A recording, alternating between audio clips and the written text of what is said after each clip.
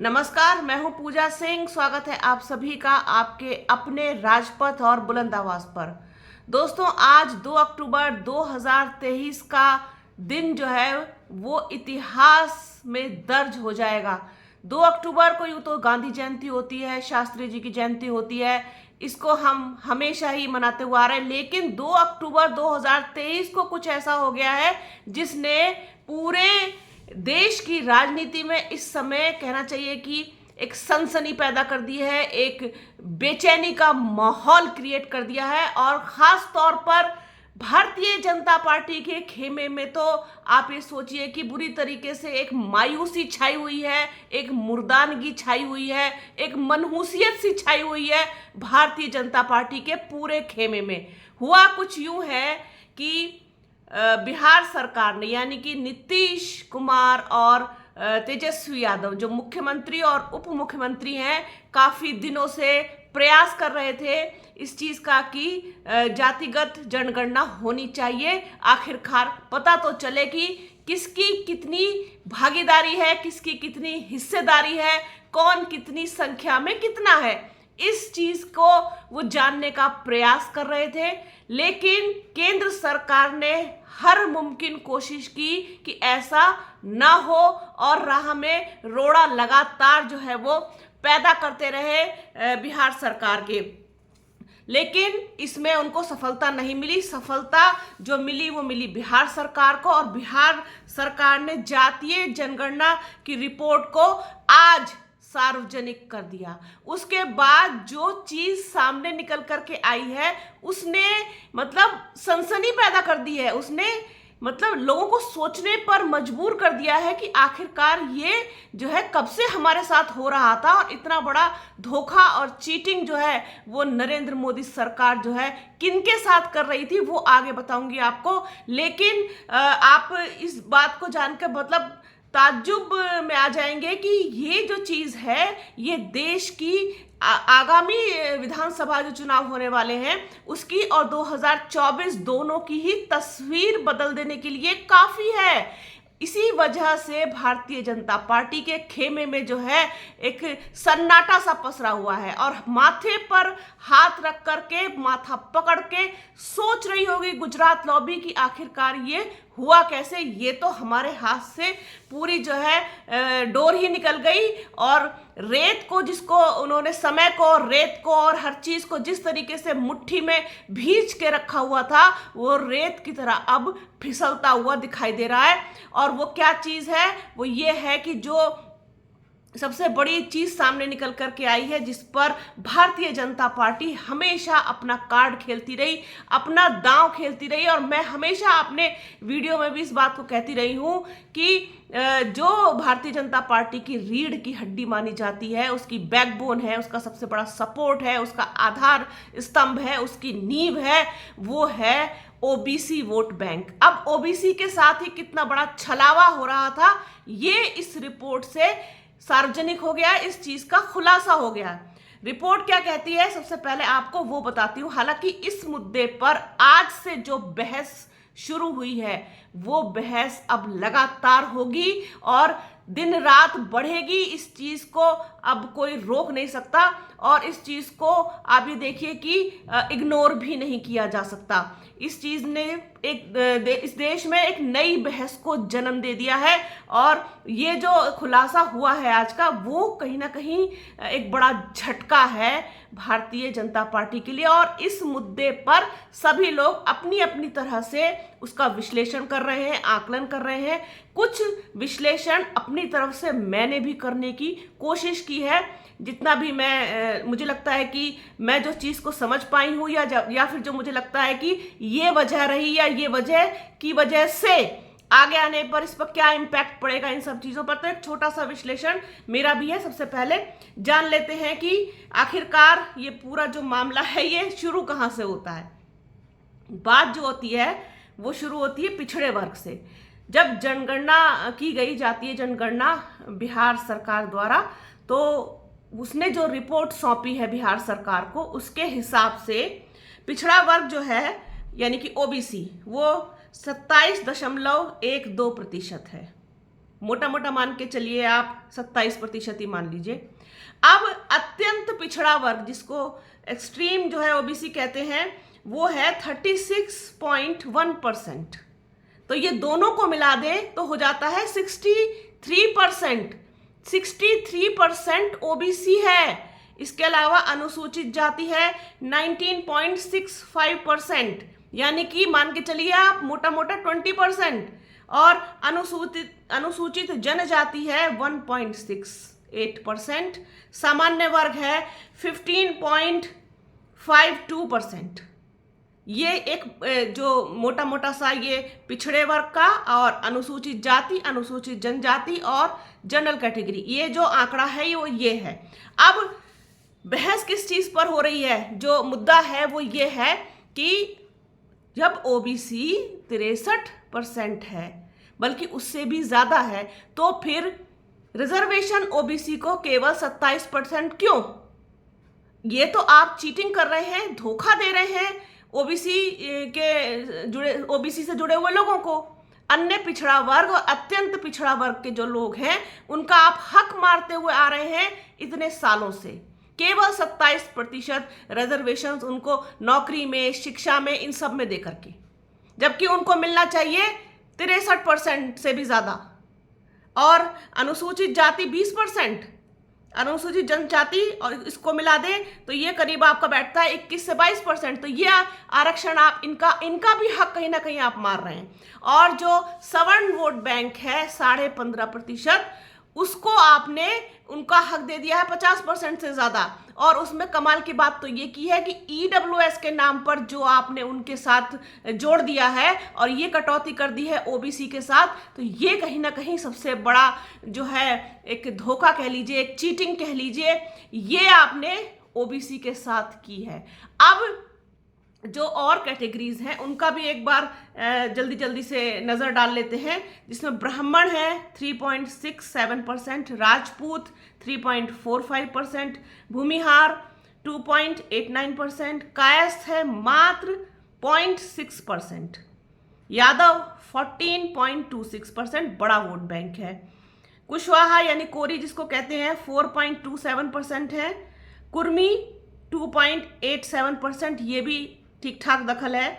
तेली है 2.81%, मुसहर 3.8%, ये भी अच्छा खासा दखल रखते हैं। सोनार है 0.68%, मल्ला 2.60%, बढ़ई है 1.4%, पासी है 0.9%, धोबी 0.8%। अब 5% यानी 5.2% जो है उनमें आ जाते हैं आपके मोची, जाटव और रविदास। ये है कुल आंकड़े जो ये इस जातीय जनगणना के बाद निकलकर सामने आए हैं। अब सवाल ये पैदा होता है कि इन आंकड़ों को निकालने के बाद अब एक नई जो जंग छिड़ जाएगी, वो ये होगी कि हर राज्य जो है वो जातिगत जनगणना की मांग करेगा और भारतीय जनता पार्टी या गुजरात लॉबी इस चीज को रोक नहीं पाएगी अब, क्योंकि अगर रोकेंगी तो बगावत होगी और इसका इम्पैक्ट आप देखेंगे जो आगामी 5 राज्यों में विधानसभा चुनाव है, सबसे पहले तो उनमें पड़ेगा, उसके बाद लोकसभा के चुनाव में, सामान्य इलेक्शन में क्या कुछ होगा वो आपको शायद मुझे बताने की जरूरत ही नहीं है, आप खुद समझदार हैं कि क्या होगा। तो ये जो एक चीज है जो राम मंदिर के नाम पर, दूसरी चीजों के नाम पर ओबीसी की सारी सहानुभूति, ओबीसी का सारा जो है वोट ये लेते रहे और उनको रिजर्वेशन के नाम पर क्या थमाते रहे, सिर्फ झुंझुना। तो ये जो झुंझुना है ये अब शायद ओबीसी थमाने वाला है भारतीय जनता पार्टी को आगामी सारे चुनाव में। तो यही सबसे बड़ी परेशानी और चिंता का कारण बन गया है नरेंद्र मोदी के लिए। नरेंद्र मोदी की चिंता का यही सबसे बड़ा कारण है, इसीलिए लगातार अवॉइड कर रहे थे प्रधानमंत्री नरेंद्र मोदी की किसी तरीके से भी जातिगत जनगणना नहीं होनी चाहिए। अगर ऐसा होगा तो ये सारा कच्चा चिट्ठा इनका खुल जाएगा और असलियत जो है वो लोगों के सामने आ जाएगी। लेकिन असलियत बहुत दिनों तक छुपती नहीं है। ये नतीजा जो आज निकला है ये निकलना बहुत जरूरी था, क्योंकि जब तक ये नतीजा नहीं निकलता तब तक इनकी असली तस्वीर, इनका असली चेहरा लोगों के सामने नहीं आता। और ये आज जिस तरीके से सामने आया है, अब लोगों को पता चल गया होगा कि आखिरकार प्रधानमंत्री नरेंद्र मोदी और गुजरात लॉबी किस तरीके से ओबीसी की भावनाओं के साथ खिलवाड़ करती रही, उनका हक मारती रही, उनका हिस्सा खाती रही और उनको दिया क्या, केवल जुमले तो इन्होंने वैसे पूरे देश को दिए हैं। अब जिस तरीके से इन्होंने हिंदू मुसलमान किया, हमेशा 80-20 की लड़ाई बताई, 80-20 की लड़ाई नहीं है, लड़ाई असल में है 85 और 15 की, क्योंकि ये सारी चीजें मिलकर के सबको जोड़ दीजिए आप, पिछड़ा, अति पिछड़ा, अनुसूचित जाति, अनुसूचित जनजाति, सबको मिला दीजिए तो ये 85%, और जो सवर्ण लोग हैं, जो सवर्ण कैटेगरी है यानी कि जनरल कैटेगरी है, वो 15%। तो लड़ाई है 85 और 15 की, जिसे ये बताते रहे देश को 85, 80 और 20 की। 80 और 20 की लड़ाई नहीं है, लड़ाई कुछ और है।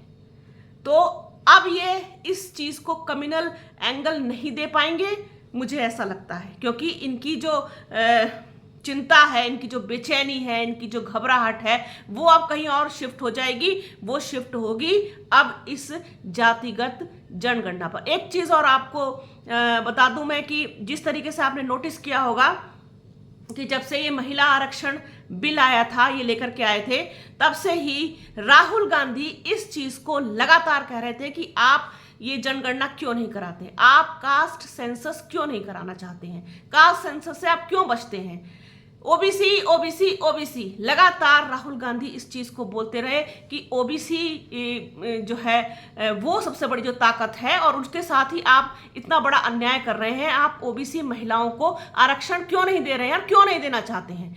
और ये जो एक प्रेशर जो है पूरा क्रिएट हो रहा था, और उधर बिहार सरकार जो है वो धीरे से अपना जो काम कर रही थी, वो जो है बड़ा खेल कर गया। और इस पूरे गेम में मुझे जो लगता है वो ये लगता है कि राहुल गांधी और नीतीश कुमार एक बड़े खिलाड़ी साबित हुए हैं। खासतौर पर नीतीश कुमार, जिस तरीके से उन्होंने इस चीज की पहल की, पूरे दबाव के बाद, पूरे प्रेशर के बाद, कितनी सारी कोशिशें की गई कि ये चीज ना हो, उसके बाद भी नीतीश कुमार और तेजस्वी यादव इस चीज को लेकर के सामने आए। और आपने देखा कि उसके बाद से जो माहौल बदला है पूरी देश की राजनीति का, चर्चा का मतलब विषय ही बदल गया।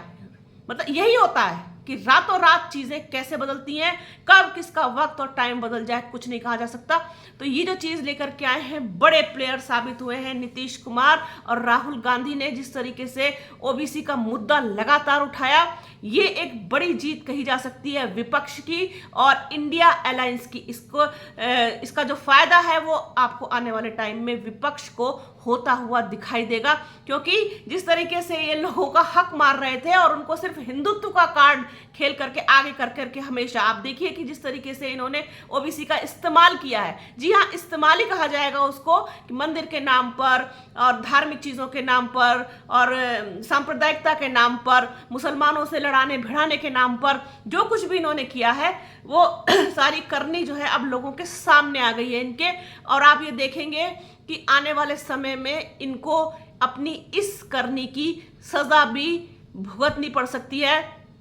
जिस तरीके से आपने सुना होगा कि खेला हो गया, तो भाजपा के साथ ये खेला हो गया है और ये खेला खदेड़ा में भी परिवर्तित होगा।